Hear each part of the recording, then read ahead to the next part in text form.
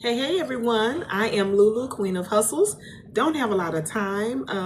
Please forgive the background because it is pouring down. I am here in Texas, and we've been under these weather alerts and everything. We don't hadn't heard anything about just ice. I know in Dallas, I think it's supposed to be, they supposed to be getting some flurries and stuff, but it is pouring down. So please forgive the background noise if you hear the rain. I am Lulu. I am Queen of Hustles.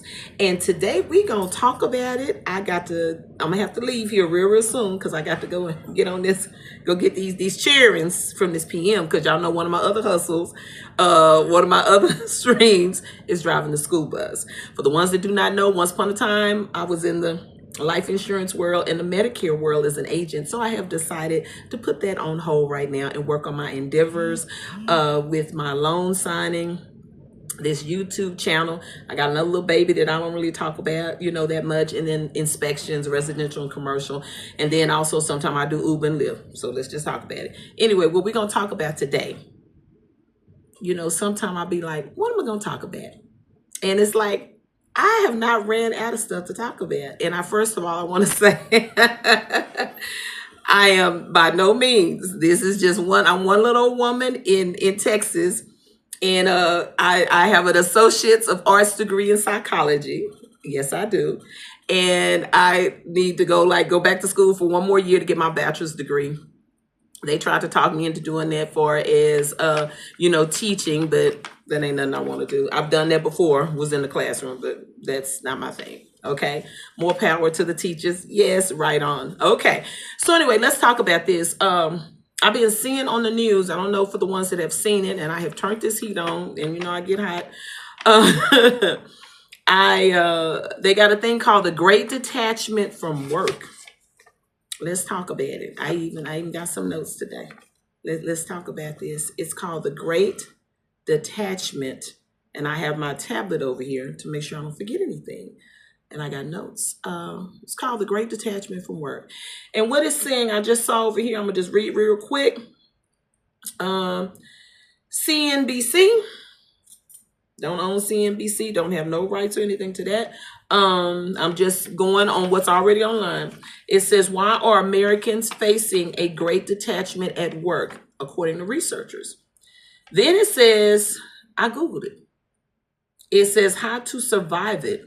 Gallup recently reported that employees are as dissatisfied now as they were during the post-pandemic Great Resignation. Only this time they aren't quitting. Some of them are just checking out.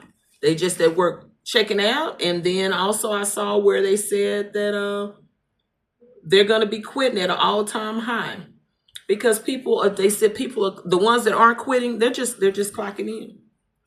Let's talk about it. They just going to work and clocking in, and they just riding the clock. And the other ones are just up and quitting. Like I said again, I have studied, for 2 years. I had to study the mind. For 2 years, I had to study behaviors and why people do certain things, and their cognitive, their analytical, those types of skills, and just kind of how the mind worked. And like I said again, I don't have a PhD. I got my little associate's of arts degree in psychology. And if I go back to school one more year, I can get my bachelor's.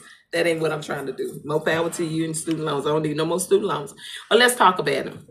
I got a few tips right here. These are just tips and tricks, some things that I just thought about. It said the Great Detachment. Forbes has even talked about it.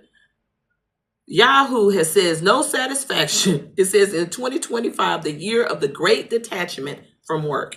I mean, it's just caption after caption after caption. CNBC is just going and going and going and going and going. Why employees are increasingly dissatisfied with their jobs. Like I said, we're going to talk about it. First and foremost, I just went and did a little research. I think because, see, I'm like a gypsy. I'm like a black gypsy. I already know this. I had worked for the state. For the ones that do not know, once upon a time, I did work for a governor. Yes, I did. And I was in administration, in that governor administration for 6.5 years. I used to work for state representatives. Yes, I did. And I even dibble-dabbled with the food stamps and the CPS. Ooh, let's talk about it. Oh, Lord Jesus. You know, it's a whole nother story. You got to be ready for food stamp office CPS. You got to be ready. But we're not going to talk about that today. But anyway, I do have, right at 10 years time with the state. And if I want to go back, I could go back if I got a job, because I just left all the money there, so to add to my retirement. But I have no desire to do an 8 to 5. It's just not me. And I've made peace with that. I understand that I'm just kind of like a gypsy. This is why I like to do, while I'm building my streams, my side hustles, as they are starting to come in little by little. It's a slow process. It really is a slow process. While I'm building that, I do drive the school bus. I do love kids. And I drive the school bus. And I do like the schedule, because I can go to the doctor during the day. Like today, I went to the grocery store and I already cooked my dinner. And it's 2:55. I've already cooked my dinner and went to the grocery store. And that's the part that I love. And I can, if I want to take a nap, I didn't take a nap today. I had a little too much going on to take a nap, but I can take a nap. I can set all my doctor's appointments. I don't have to go in there and say, can I please take off? Can I please take off on the 3rd? And then Sally, she's taking off too. And then we both got to compete for the same day. That's just many of the reasons why I do like driving the school bus. I really and truly, because I can work on my part-time endeavors. But let's go back to this. I came up with 5 things, because it's something when you have article after article after article. They're calling it the Great Detachment. 1, why are you feeling detached? Like I said, I'm not a psychologist, but I do have my psychology and associates. I got my associates of arts degree, and baby, I had to go to school for 2 years for that. So okay, don't discount it. And I graduated with honors. Okay, but why are you feeling detached? That's what you have to ask yourself. Why do I feel detached?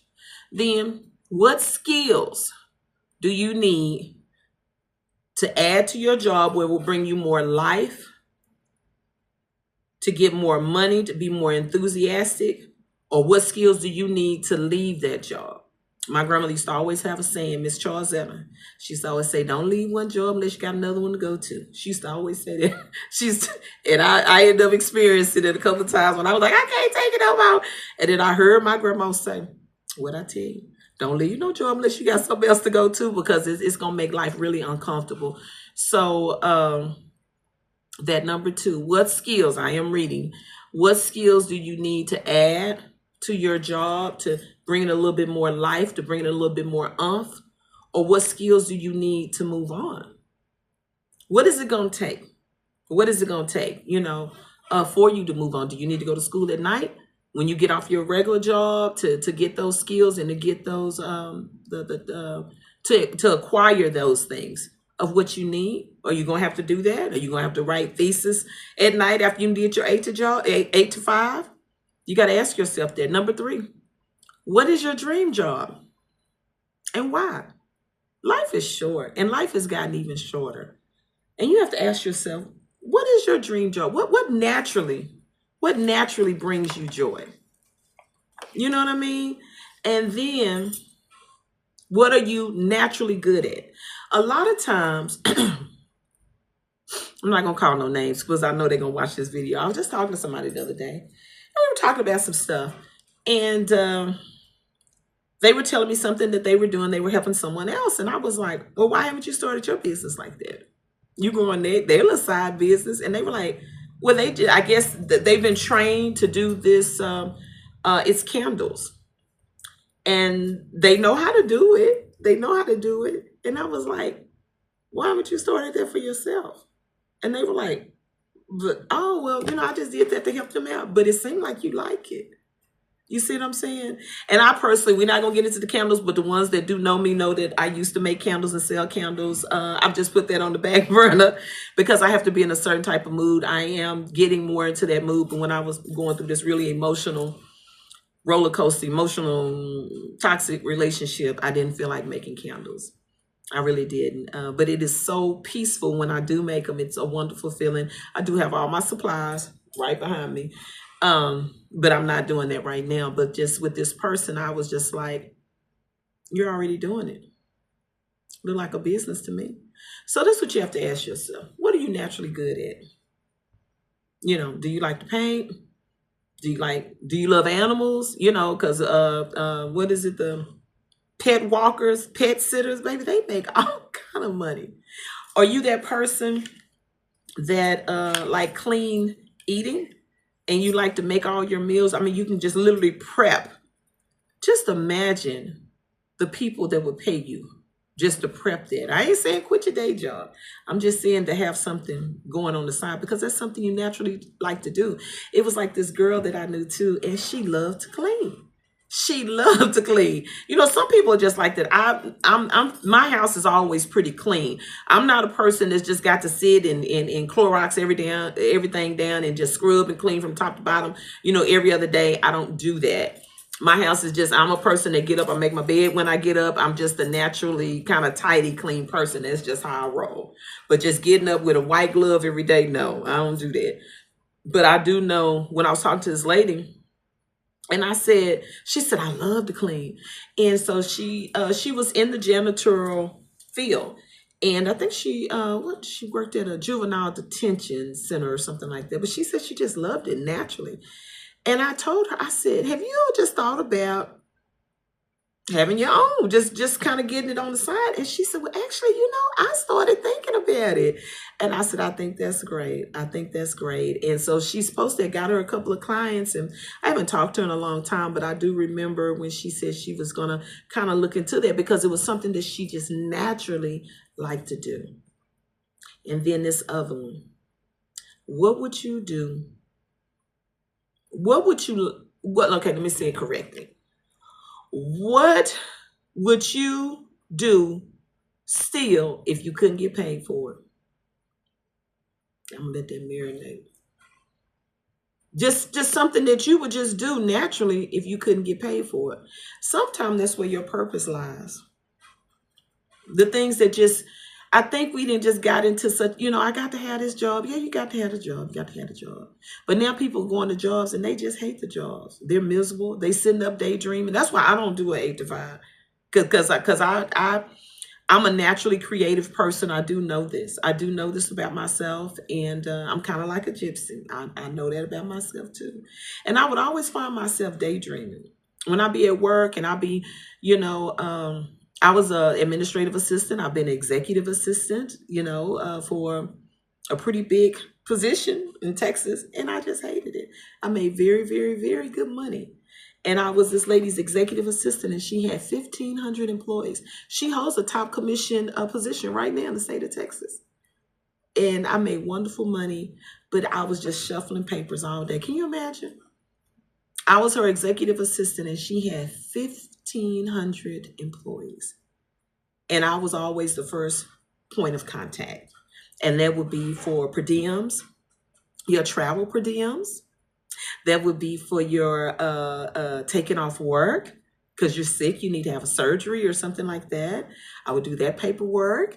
I would do it for maternity leave. I would do it for your flights. And I even covered several of our district offices that handle, because I don't want to disclose, but their staff, their temp staff. And their temp staff had to go to me. And we had 15 offices throughout Texas. And I was her point of contact. That job, it looked wonderful on paper. And I made very, very good money. But I despised that job because I was just, I was trying to finish my degree, and I'd already explained that to them. My degree was in human services, my bachelor's. And, but the more I did it, the more I didn't like it. And I just found myself daydreaming. I started the daydreaming because I do that. I just be kind of like looking out the window. And I just kind of because it just became too much of a routine. It was, driving the same way, same parking lot, eating the same food, sitting in the same place in the cafeteria or at my desk. I had a big office and it was a very prestigious job because, hey, I'm working for a commissioned officer of the state of Texas and I'm her executive assistant, but I felt the pain. I felt the pain. And then when I left, I just left. I gave my resignation because everything hurt in me. I was aching and back was hurting and neck was hurting. And I was just going to my chiropractor. I was just making her rich. And then she just said, what has changed? I said, well, she was like, I said, well, I got this new job. And I said, it's a prestigious job. I make very good money. And she said, but my name. And she was like, but honey, she said, all them stress knots in your back. And needless to say, I left that alone. I left that alone. But, I am a person that I am more of kind of a free spirited person. I got to kind of have a little bit more flexibility in my schedule because I don't know how I'm going to feel that day. I don't know what I'm going to feel like doing that day. And you know what? And that's okay. I'm not for everybody, but I am for somebody. You know what I'm saying? And I had to make peace with that because you have to understand that everybody don't fit into the same mold. And you have to be okay with yourself. And so for these people, it's unfortunate. I think a lot of stuff with the detachment, a lot of people don't feel validated on their jobs. A lot of people feel like they're underpaid. They don't feel like you are recognizing them. Some people just feel like they're just a number. They're just the employee ID. You know what I mean? Because a lot of them just act like you don't do, we'll hire somebody else and get them in here. And this is the thing, no shade to this. I'm not going to say the name, but everybody get these little packages all the time. Everybody and their mama is forever ordering these packages. Well, with Uber, I take a lot of people to those manufacturing companies. I ain't gonna call no names, but everybody know all them packages that everybody get, and they be having the pirates, the porch pirates that be stealing them. So that's all we gonna say about that. And like I told my mother maybe about 2 weeks ago, I said, I've never seen so many young people so tired. And one day it almost brought tears to my eyes. I picked up these two young girls. They were African-American young ladies. And I think they were probably about maybe 23, 24. And the one spoke, but one had an attitude when I picked them up. And they had just got off the night shift. And the one that had the attitude, she was just staring in space out the window. She didn't, because I'm looking at her. She's in the back seat.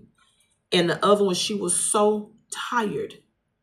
She just laid back and had her mouth wide open. Now I just picked these babies up. Something wrong with it. And every time, and I ain't casting no shade, but I've taken several people out there and they just dread going. And then I picked up the ones that got off work and they just dead. And I'm talking of all shades and all colors. Something wrong with that. Something wrong with that.